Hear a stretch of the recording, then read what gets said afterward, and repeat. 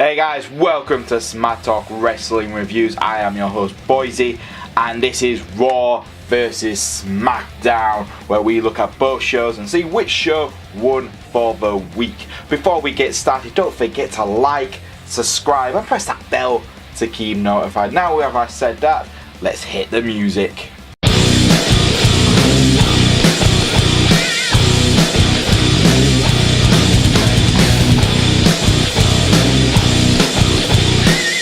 We started off the show with Miz TV, and the Miz's special guest for this week was none other than Roman Reigns. Yes, the SmackDown superstar who has spent more time on Raw than on SmackDown Live since the superstar shake-up.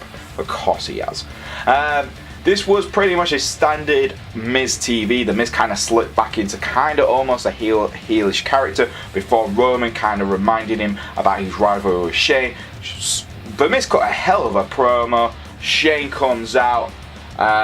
He distracts both Roman and the Miz, and they get attacked from behind from Bobby Lashley and Elias. I'm guessing Shane must have talked to Teddy Long before he came out, because he instigated a tag team match player straight away, and that was straight on. The match itself was a standard type of match. You had the baby faces kind of control the match at the beginning, and then the heels really cut most of the control midway through the match. And when it looked like we're going to get the hot tag for Roman to come in and, you know, win the match, Shane O'Mac pulls Roman to the side, starts beating on Roman. Referee ends the match, DQ. Roman and the Miz win by disqualification, and that leaves Roman to be beaten up by Elias, Bobby Lashley, and Shane O'Mac. The Miz gets a steel chair, and let's be honest, he equals out the match itself. I'm going to give this a 2.5 out of 5. A standard start to the show. The opening with the Miz was very, it was good. I prefer opening segments like this than, authority figures opening up the show, so that was good for me. The match was just pen by numbers. I kind of saw it going this way, especially with Shane hanging around the ring way too much for my liking. So a 2.5 I think is a fair score for this segment. Next up we had Apollo Crews using a wild card stipulation, versus none other than Mojo Rawley. Yeah, Mojo Rawley still works for WWE. I was as surprised as everyone else. He's doing the painted face thing now, where it looks like a cracked mirror. This was a good win for Mojo. I will give that credit. Creatively, Apollo is a capable opponent. I liked babyface in the WWE community. He hasn't won anything major, but it's still a big win for someone like Mojo Rawley, who's, let's be honest, the bottom of the pile at WWE. So him beating Apollo had a leg injury. Mojo took advantage of it. He got the victory. You know, standard. I did not mind this. It gives Mojo a bit of a push. If I can use him like this, using lower mid-card characters like Apollo for victory for Mojo Rawley, that's fine with me. I'm going to give this match a 2 out of 5 stars. Next up we had a double contract signing there. This was a massive build-up for Raw this week, where we had Charlotte and Lacey Evans signing their contracts at the same time to take on Becky Lynch at Money in the Bank. This was actually I really enjoyed this segment, mainly because Becky got a huge welcome back. You know, the UK crowd just absolutely loved Becky Lynch. I think any crowd loves Becky Lynch, but it feels like a homecoming of sorts for Becky when she does shows in, England, because Ireland is just across the pond, just across from us, and it just does feel like she is one of our superstars. But yeah, she really killed it in this segment. Her promos were really good. Charlotte was fantastic. Lacey Evans was really good as well. I really enjoyed what they give Lacey to use in this segment. Becky got questioned by Michael Cole. Why does she want to have, 2 matches on the same night? And she stated, look, I'm a champ. I'm a fighting champ. I'm the champ. and I'm going to win. And it just built, again, for me, built up this match for me. The Charlotte Becky feud, I hope this is it now. I know it sounds weird. We've seen it building up for months and months and months with Becky and Charlotte. They keep going back and forth with the title, but I think it is about time now, after this feud, after this pay-per-view, we finally move on from Becky and Charlotte. The Lacey Evans and Becky Lynch stuff, I think we could build on a little bit longer, for another month maybe, to the next pay-per-view. But for me, yeah, this was a good segment. Becky got put through a table after Lacey Evans and Charlotte Flair double teamed her, and both women were holding the titles at the same time. Ooh, not a good sign, ladies, if you hold the titles before you've won them. I'm going to give this a 3 out of 5 stars. Really recommend checking it out. Next up, we had Baron Corbin versus Ricochet. Again, I can understand what WWE are trying to do here. They're trying to get competitors in who are in the Money in the Bank suitcase match, briefcase match, to be, you know, having matches against each other.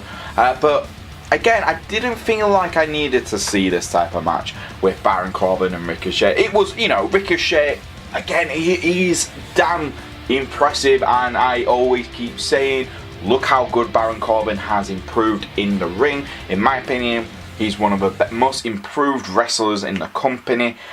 Do I feel like he needs to be in all these marquee matches? Hell no, I do not think he needs to be anywhere near the top main event, but he is one of the biggest heels you've got in your company, so of course the company want to use him properly. But yes, for me, it was a standing match. Ricochet did a hell of a lot there to him. You know, again, I'm already impressed with Ricochet, so I didn't really need to see this. But Baron Corbin managed to reverse what Ricochet was trying to do into end of days. Baron Corbin gets the win. It's a big win for Baron Corbin. Again, it's just putting more momentum for him going into Money in the Bank. So for me, I'm going to give this a 2.5 out of 5. Next up, we had a hell of a match. We had a fatal 4-way match where we saw Natalya versus Naomi versus Dana Brooke versus Nikki Cross. Yeah, I know what you're thinking. Wait, Nikki Cross is on a brand. Yes, Nikki Cross is part of Raw. Yes, they never announced it. Thank you, WWE. She replaced Alexa Bliss because Alexa's ring gear got lost in transit. AKA, Nikki Cross is a, you know, she's from Scotland. We're in the UK. Let's put the local talent in the match. And I'm kind of glad they did. I like this. Nikki Cross came across as an it's an interesting way they're going to develop Nikki. She came across, she saw Alexa on the phone, upset. She just says, look, you know, are you okay? Asking her if she's okay. Alexa manipulates Nikki into being put into the match. Again, works well for Alexa's character. Nikki Cross goes from sympathetic babyface kind of character here for me, and then she goes into the ring and she's back to Nikki Cross, who we know from NXT, dangerous. But all the women here got to shine, and that's an important factor, especially when you're going into the women's ladders match at Money in the Bank, because they need to shine. They need to, like, every woman needs to have that bit where they're going to shine, and they shined tonight, on Monday night for me. They were fantastic. Dana Brooks looked good. Naomi was, for me, outstanding. Natalya was brilliant. She's a veteran. She really knows how to work the ring with these women. And Nikki Cross came across as chaotic and crazy, but she really got to shine so well. Nikki got the win. She pinned Natalya. Big victory for Nikki Cross on her first official night on Raw. She pins a veteran like Natalya, and Alexa Bliss goes down. She goes, well, I kind of won, didn't I? Because I put her in my spot. So I kind of, Corey Graves kind of hinted at that. And she goes down. She gets Nikki to help her put the ladder in the center of the ring. Nikki tries to climb up, and Alexa's telling her, no, I'm climbing up. And Alexa climbs up and takes the women's Money in the Bank suitcase down. You know, foreshadowing. But yeah, I really enjoyed this match. I thought it was one of the best matches I've seen in a long time. on the Raw Women's division. So for me, I'm going to give this a 3 out of 5 stars. Next up, we had Cesaro versus Rey Mysterio. Already on paper, this is going to be an epic match. It lived up to this, but the way it was built up was even more impressive for me as a fan. So you had Rey Mysterio backstage in the locker room being interviewed. He was asked a question about what would, about Samoa Joe having words with his son Dominic. Rey was not happy with this. Cesaro puts his nose in, barges into the conversation. Says, well, it's not very polite of you talking about Samoa Joe when he's not here. So, where do you get spit? And let's be honest, Dominic looks more like Samoa Joe than he is yours. He's sure he's hinting at the former match against Eddie Guerrero of who was Dominic's father. I like little hints like that where they hint back to the past. They break into a brawl, and that led to the match itself. The match itself, again, like I say, if you already saw this on paper, you'd go, damn, this is going to be a damn good match. And it was a good match. The only thing I've got to say was, I wish there was like another 5 minutes of this match. Rey Mysterio and Cesaro really stole the show for me.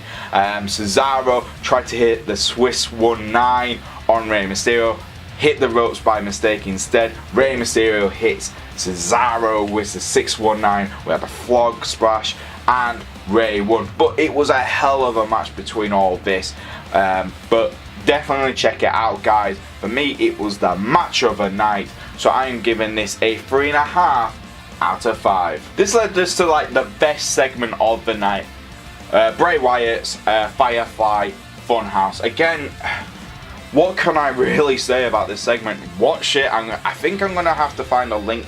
I think I'll put a link to the Bray Wyatt's Firefly Funhouse at the bottom of this video so you can check it out, guys, because it is creepy, it is brilliant. I know some of my friends who've seen it went, it's a bit lazy, it's very TNA, but I'm the opposite. I'm still very much enjoying this Bray Wyatt. It literally, when I saw him with the like Joker cat, the mask, the Beetlejuice outfit, very dark, very dangerous kind of thing, I was like, oh my god, I love the Firefly Funhouse segments. They have been the best segments on Raw for some time, and they repeat them on SmackDown, so I can't really go, oh, this is a Raw exclusive, because it's not. It's on Raw and SmackDown. So for me, I'm going to give this a 4 out of 5 stars. Brilliant segment. Just check it out, guys, if you've not seen it. Last but not least, for Raw this week, we had a huge match. This started earlier on in the show, where Braun Strowman was called into Shane O'Mac's office. It seems like Shane is the authority figure on both Raw and SmackDown now, because we haven't seen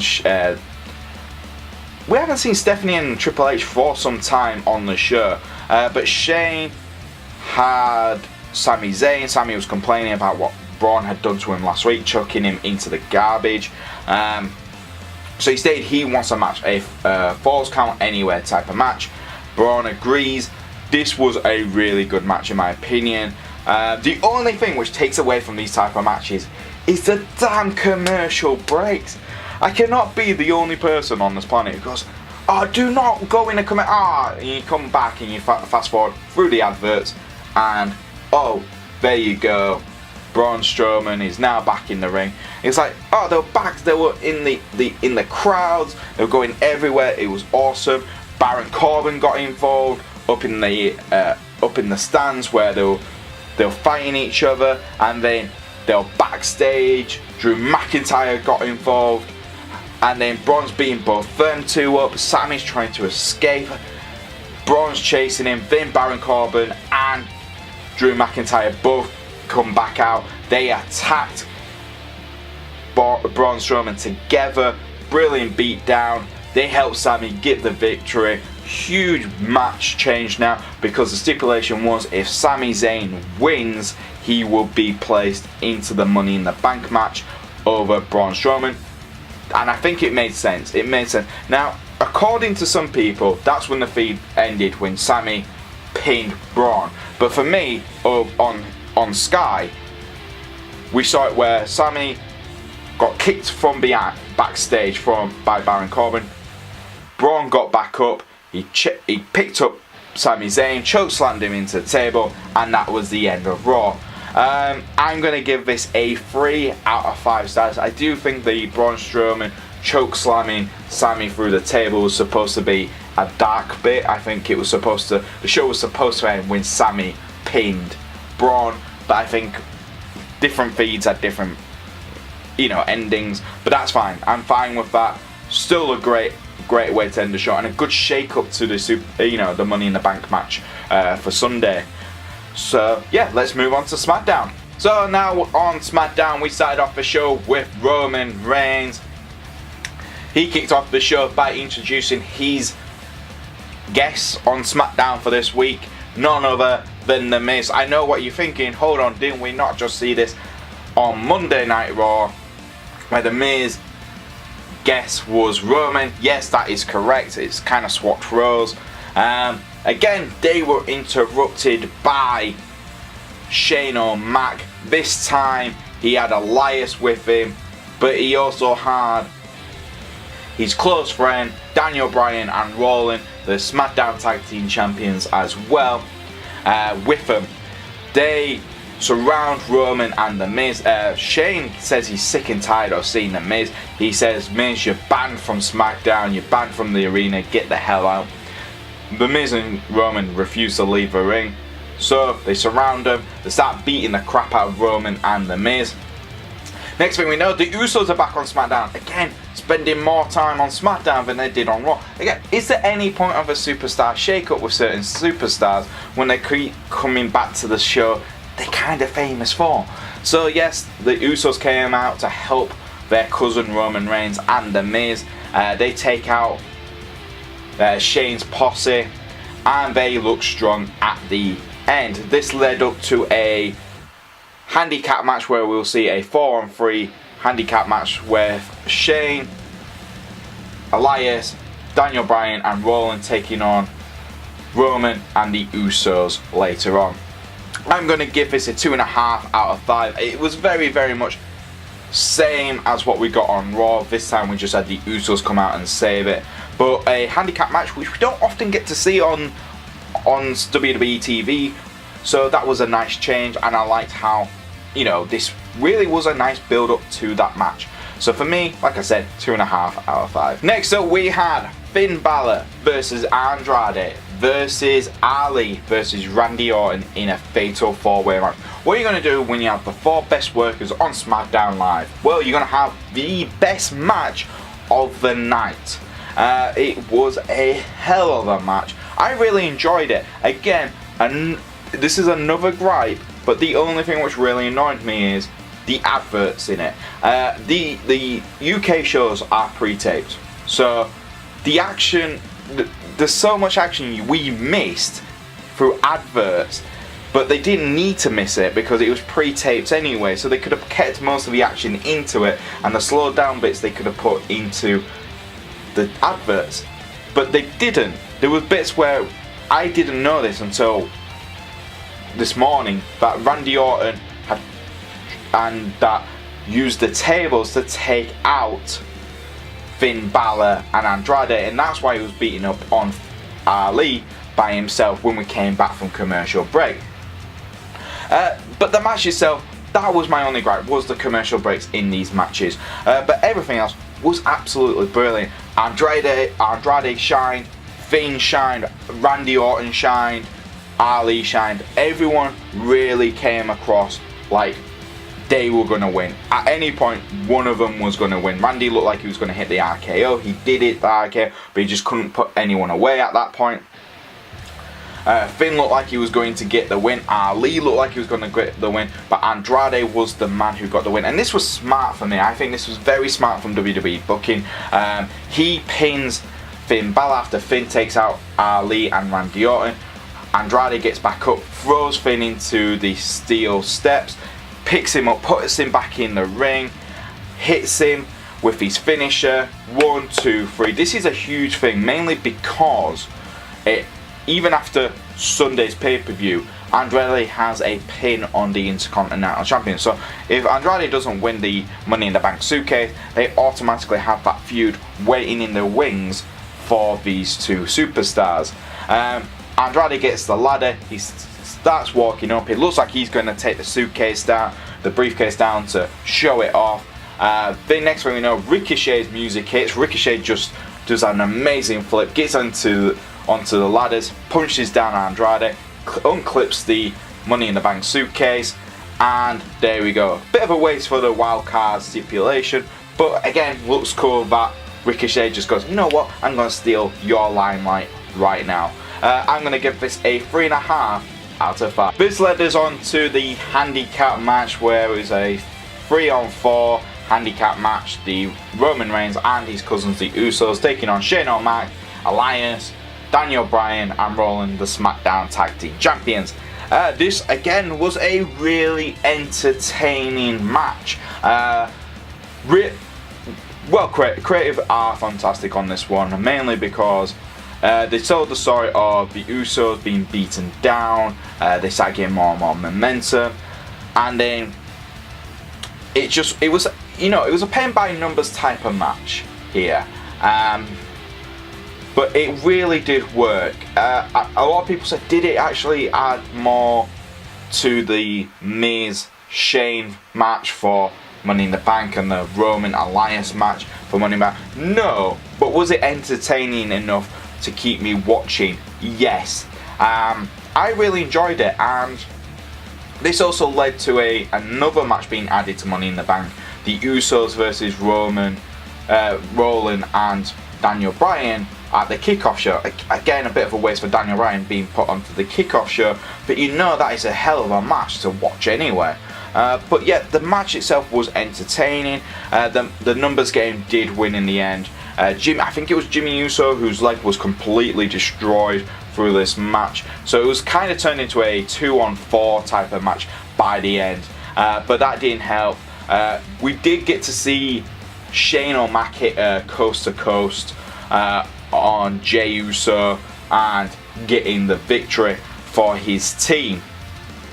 After Shane got the pinfall, the heels were about to beat down on the Usos and Roman. The Miz comes out, steel chair in hand, and beats down everyone. Good save by the Miz here, in my opinion. Really, people say, it's just that typical babyface comes out and saves at the end. Yes, but it's different because it is the Miz. We haven't seen this in his character at all before, so I really like it. The Miz does come out, he saves Roman and the Usos at the end, and Shane O'Mac does get the victory. But wow, a hell of a damn good match. The numbers game did really work for the heels there, but I am intrigued to see how the Miz and Shane's match really works out at Money in the Bank. For me, I'm going to give this a 3 out of 5 stars. Entertaining from start to finish. Next up, we had Mandy Rose and Sonya Deville taking on Asuka and Kairi Sane in a tag team match. Paige also announced that Kairi Sane and Asuka's tag team name is now the Kabuki Warriors. Worst name ever. You could have easily gone with Pirate Empresses. That would have really worked. I keep giving you these ideas, WWE. Just use them. I'm just saying, you can use them. But yes, the Kabuki Warriors taking on Fire and Desire. Oh god. Yeah, but we had the Iconics on mic. One thing is, I really enjoy the Iconics. They are funny, they are one of the best little heel teams in the women's tag team division, but after a while you kind of go, yeah, too much guys, and that's what it kind of felt like. The match itself was entertaining, very standard type of match in my opinion for this. The right team won, Asuka and Kairi Sane getting a big victory, because Mandy Rose and Sonya Deville are one of the most developed teams on the women's tag team division. It was all Mandy's fault for their defeat. Sonya looked like she was going to get the pin. Mandy screamed at her to tag her in. She did. Asuka did a quick pin up, and Asuka and Kairi Sane won. The commentators kept on saying, well, they keep beating everyone. They're beating you two as well. When are you going to give them a title opportunity? And the Iconics just went, they don't deserve one. So I think we're possibly going to get a title match at Money in the Bank on the night. For me, I'm going to give this a 2.5 out of 5. It was standard, but the right team did win. Last but not least, for SmackDown Live for this week, we had a special KO show with Kofi Kingston. KO was backstage. He was talking about how Kofi Kingston won the title at WrestleMania, how it was a big deal. Even KO admitted it was a big deal. And he was still going on saying how he's going to destroy Kingston, how he's not, how Kingston's now alone. Really working at how Xavier's kind of injured, Big E's definitely injured, and Kofi's never really been by himself for a long time, and KO's going to take advantage of that. He was interrupted by Kofi Kingston coming out, eating with his pancakes, and KO was not happy, he was annoyed. Kingston calls him out. KO does come out, it looks like he's just walking off, but no, he does come out.